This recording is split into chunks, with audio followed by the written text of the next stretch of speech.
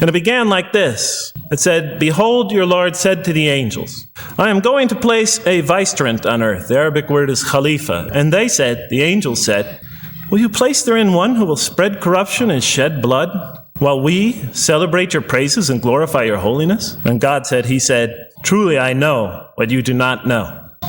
See, that's the verse that hooked me. That's the verse that caught my attention. That's the one that kept on making me read the story again and again and again.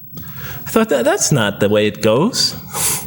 You're not supposed to be placing man on the earth in some positive role. You place man on earth as a punishment for his sin. Clearly, I knew the author didn't quite get the point. But still, it was an amazing line. But then I come to the next line, and it says, "And the angels say, will you place therein one who will spread corruption and shed blood, while we celebrate your praises and glorify you?" I looked at it again. I couldn't believe the question. I looked at that and I said, exactly. That would be my question.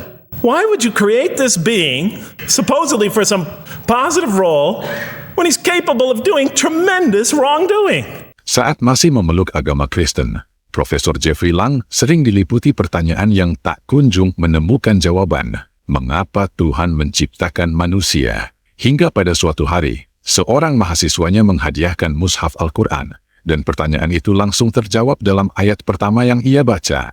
Why would you create this violent and pernicious creature when you could create angels? They're asking one of the most fundamental questions in the entire history of religion. And look where the question is being asked. It's being asked in heaven. I looked at that question and said, that's my question. Not even a single verse, and there before me I see my question. That whole question, everything that I ever thought, everything that I ever experienced, everything that I ever knew was in that question. It was as if the author took my life and wanted to pick out exactly the right question to humiliate me, to provoke me, to anger me. Why create man, this most destructive and violent creature, when you could make him angels? And then look at the answer. And he said, God said, "Truly I know what you do not know." I read that and said, what? You know exactly what you're doing? And that would happen several times as I read through the Quran. And sometimes I would just get into so agitated by what I read, I'd start arguing with this voice that I'm reading before me, that's calling to me.